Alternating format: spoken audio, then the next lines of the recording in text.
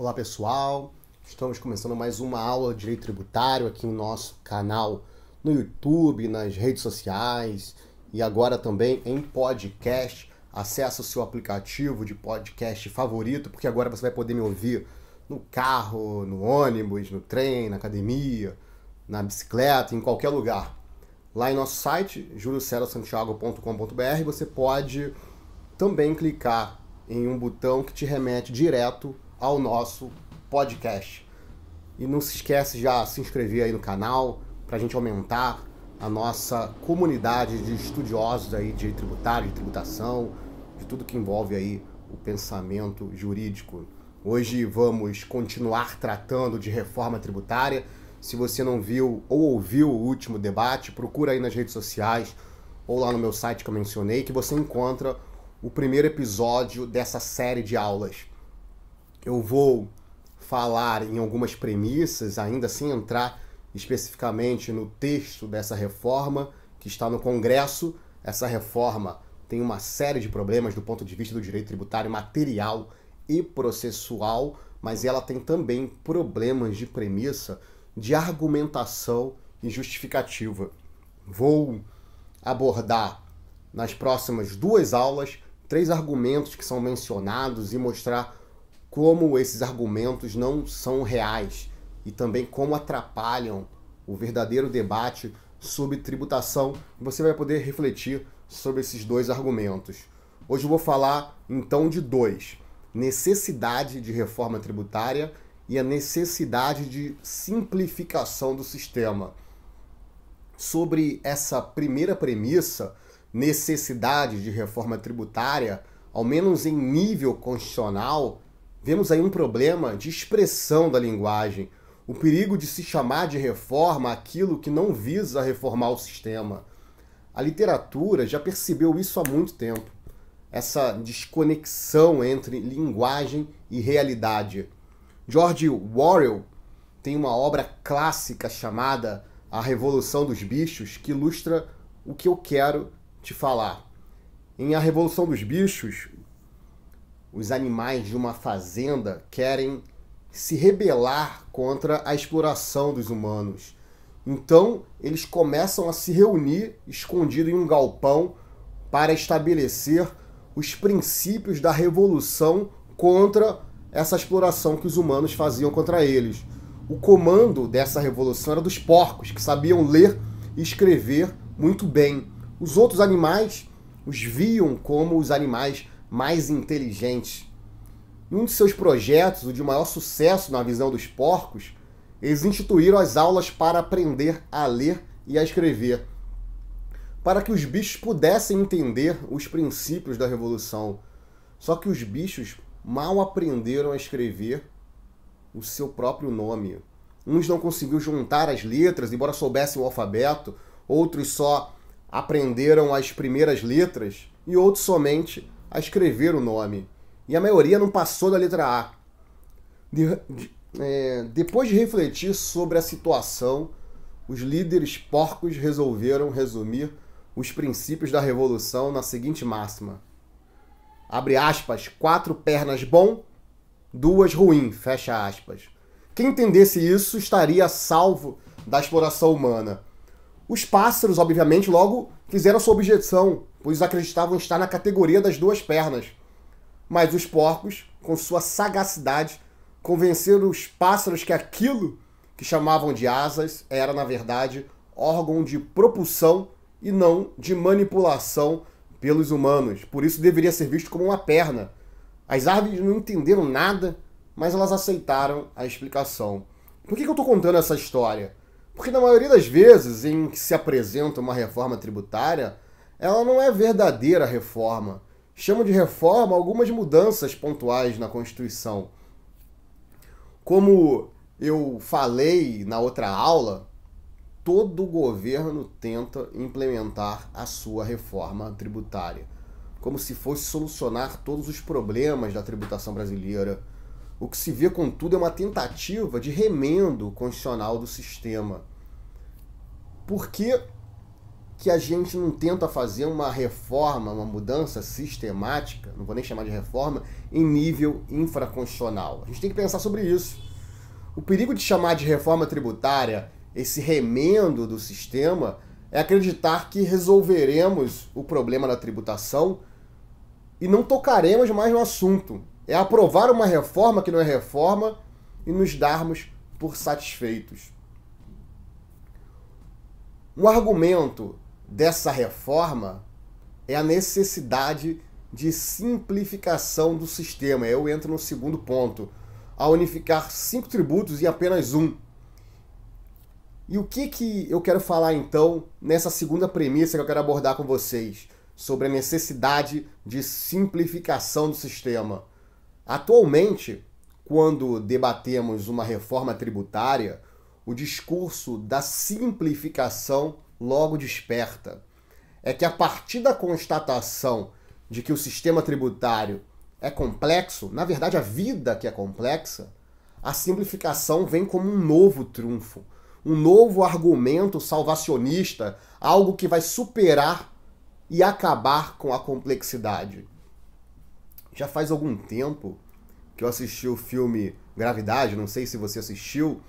Ele foi dirigido por Alfonso Cuarón e no filme a atriz Sandra Bullock interpreta uma astronauta que fica à deriva no espaço porque há uma explosão de um satélite russo e os destroços atingiram sua tripulação, a tripulação que ela estava. Aquelas imagens são fascinantes, da Terra em contraste com a individualidade daquela astronauta e a dificuldade da missão, nos convidam a refletir como somos capazes de traduzir a complexidade em uma informação acessível e inteligível. O filme mostra de uma forma inteligível a complexidade que é consertar um telescópio no espaço em que a própria vida entra em jogo. Por que esse filme me veio à mente? Porque o filme me faz pensar que o complexo não deixa de existir só porque alguém diz que vai simplificá-lo ou acabar com ele. Não é apenas um único fundamento que justifica o complexo. Isso não significa que não podemos entender o complexo a partir de dados acessíveis a quem tem conhecimento. Aquele filme me trouxe uma reflexão sobre o sistema tributário e as tentativas de simplificá-lo. Aqueles que lidam com a elaboração da legislação, às vezes, ao invés de tentar entender a complexidade do sistema tributário, preferem se valer de instrumentos para simplificá-lo e ignoram a complexidade da qual o sistema faz parte. As atividades econômicas de hoje em dia são bem mais complexas que as atividades econômicas de 50 anos atrás. A tecnologia da informação trouxe uma infinidade de possibilidades para o exercício de atividades econômicas que faz com que o sistema tributário pareça um monstro medieval. Hoje, nos deparamos com atividades econômicas e planejamentos tributários cada vez mais sofisticados. Contratos de swap, contratos de trust, thrift shopping, preço de transferência, a tributação internacional por si só é complexa. Isso não significa que não possa ser inteligível. Você vai ouvir em muitos discursos essa necessidade de simplificar o sistema, mas o que é surpreendente é que ninguém explica o que é simplificação. A impressão que passa é que o argumento é apenas retórica para estabelecer qualquer coisa. O mesmo que já aconteceu no passado com o argumento na religião, o argumento em nome de Deus, ou na própria política, o argumento em nome do povo. Cometeram aí atrocidades no mundo com esses dois argumentos, em que nem o povo e nem Deus sabiam o que estava acontecendo.